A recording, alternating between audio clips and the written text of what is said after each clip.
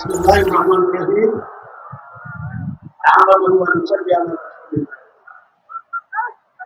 মাননীয় সভাপতি, আজকের অনুষ্ঠানের প্রধান অতিথি আমাদের সকলের প্রিয় জনপ্রিয় ডাক্তার জিএস। আপনারা ভাবছেন আমি ভুল করে প্রধান অতিথি বলে ফেলছি নাকি? না, সচেতন ভাবেই বলছি। আমি তো হচ্ছে এখানকার মানুষ। আমি কি আপনাদের মানুষ না? আমার বাড়ি কোথায়? 14 গ্রাম তারসাই।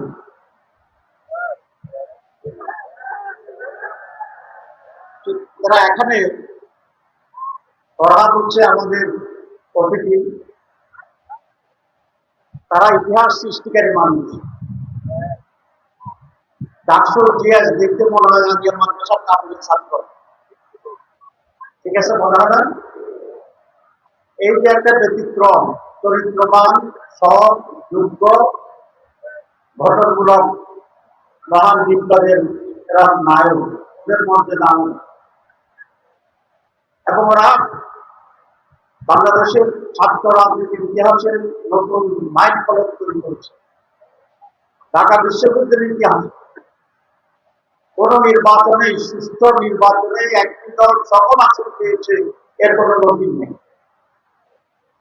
ঢাকা বিশ্ববিদ্যালয়ের ইতিহাসে একটি প্যানেল আর একটি প্যানেলের চেয়ে 3 গুণ বেশি ভোট পেয়ে কেউ 5,000, তারা পেয়েছে 15,000।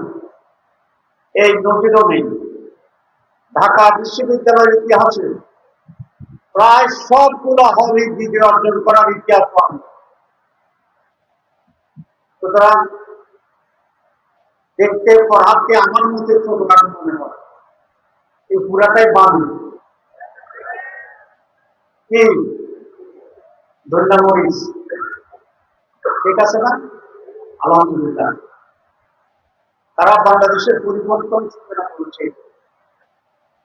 আমি যখন বলছি কর্তব্য চেষ্টা হবে, তার ব্যস্ততা ছিল, তারা দেশে তাদেরকে চায়, 300 আসনে তাদেরকে চায়। আলহামদুলিল্লাহ সে আসছে কষ্ট করে আমরা কিছু কথা। আমাদের এই 14 গ্রাম এবার জনগণের ভিতরে পরিবর্তনের যে সূচনা, আকাঙ্ক্ষা এবং সিরিয়াসনেস, এটা অত্যন্ত আনন্দের ব্যাপার। আলহামদুলিল্লাহ তারা চাইলে আজকে যে মিটিং হচ্ছে, এটা মনে হয় ঢাকার পল্টনের একটা জনসমাবেশের মতো, ঠিক কিনা? চতুর্দিকে মানুষ, উঠছে পড়া ভিড়। অতীতে এই চিত্র তারা চিনে আর দেখা গেছে কিনা জানি। এটা একটা স্বতঃস্ফূর্ততার প্রমাণ। এটা শুধু আজকে তামাশার নয়, সারা বাংলাদেশ। কারণ 56 বছরের ব্যর্থতা রাজনীতির ইতিহাসের পর রক্ত জীবনের বিনিময়ে যে মানুষের আকাঙ্ক্ষা তৈরি হয়েছে, মানুষের প্রত্যাশা তৈরি হয়েছে নতুন বাংলাদেশ গড়ার জন্য, পরিবর্তনের জন্য, তারই একটি প্রতিফলন হচ্ছে আজকে টেকনাফ থেকে তেঁতুলিয়া পর্যন্ত বাংলাদেশের পরিবর্তনের পক্ষের মানুষের দোয়ারে। প্রিয় ভাইরা, বক্তব্য খুব বেশি নেই, কারণ আপনারা আপনাদের এই নির্বাচন একটি গুণগত পরিবর্তন নিয়ে। এর আগেও 12 বার নির্বাচন হয়েছে, 12 বার নির্বাচনে শুদ্ধ হোক অশুদ্ধ হোক, ক্ষমতার পালাবদল হয়ে, কিন্তু কতগুলো বিষয়ে কোনো পরিবর্তন হয়নি। দল পরিবর্তন হয়েছে, মন্ত্রী প্রধানমন্ত্রীর নাম পরিবর্তন হয়েছে, ক্ষমতার মস্তদের বিভিন্ন নামের মানুষেরা সেখানে দিয়েছে, কিন্তু কতিপয় বিষয়ে কোনো পরিবর্তন হয়নি। সকলের ভিতরে একটা ঐক্য ছিল। সেই ঐক্যটা কি? দুর্নীতির ব্যাপারে সকলের ঐক্য ছিল। কোন সরকারের সময় দুর্নীতি কমেনি। এখন আমরা যাদের সাথে কমপ্লিট করছি, তারা যখন ক্ষমতায় ছিল, বাংলাদেশ দুর্নীতিতে 3 বার চ্যাম্পিয়ন হয়ে গেল। সুতরাং আমরা যদি আবার দুর্নীতি চাই, তাহলে সেখানে ভোট দিতে হবে। আবার যদি আমরা একটি নৈরাজ্য চাই, যেটা করা বলেছে, তাহলে উল্টা দিকে ভোট দিতে হবে। আর যদি আমরা একটি নিরাপদ, উন্নত, নতুন বাংলাদেশ চাই, তাহলে আজকে যে জোট তৈরি হয়েছে 11 জোট, সেই জোটের সে ব্যাপারে কমিটমেন্ট আছে। আর এই 14 গ্রামে আমরা সবসময় চেষ্টা করছি একটু সংস্কারের জন্য।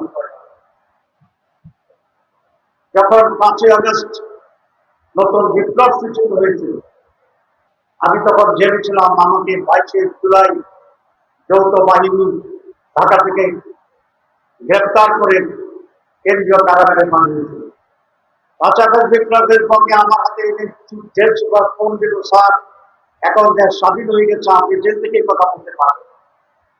আপনি জেল থেকে কথা বুঝে চিন্তা করেছেন চট্টগ্রামে, যে চট্টগ্রামের জন্য কারণ করে দেওয়া না হবে। এই ঘটনা প্রতি অনেকগুলো মন্তব্য হয়েছে,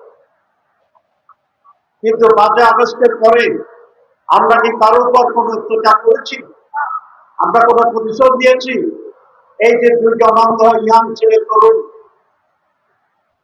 তারা জন্মগতভাবে চোখ হারাই আসে না, তারা আমাদের মতো 2টা চোখ ছিল, একই ইউনিয়নে একই জায়গায় 2টা তরুণের চোখ উঠছে, কারণ সে নিঃসঙ্গতা কি হতে পারে। কিন্তু তার পরিবর্তে সুযোগ আসার পর আমরা করি, কেন করিনি? আমরা এটা চাই না,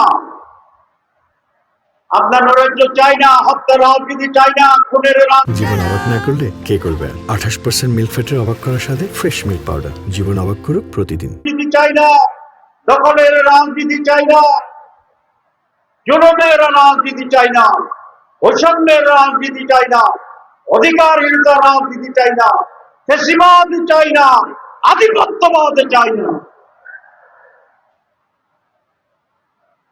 এবং সেটিকে চিরদিনের জন্য বাংলাদেশ থেকে বিতাড়িত করতে হলে আপনাকে নতুন করে সিদ্ধান্ত নিয়ে তাদেরকেই নির্বাচনে ভোট দিতে হবে যারা অতীতে পরীক্ষিত ভাবে সৎ।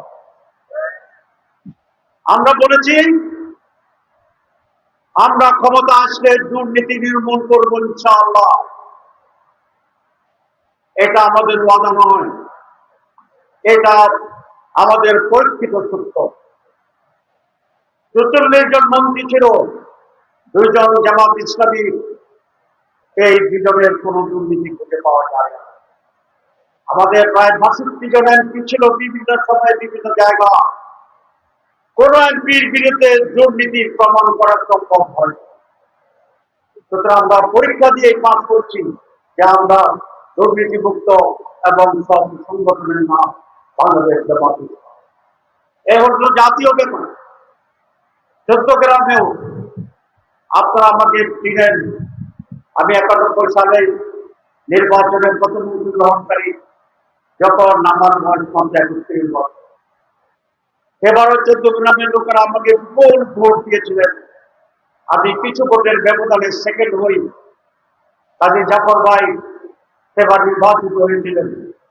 এরপর থেকে প্রতিটি নির্বাচনে জনগণ আমাকে বেশি ভোট দিয়েছিল, কিন্তু কারচুপি এবং জোর জবরদস্তির কারণে সবসময় রেজাল্ট হয়নি।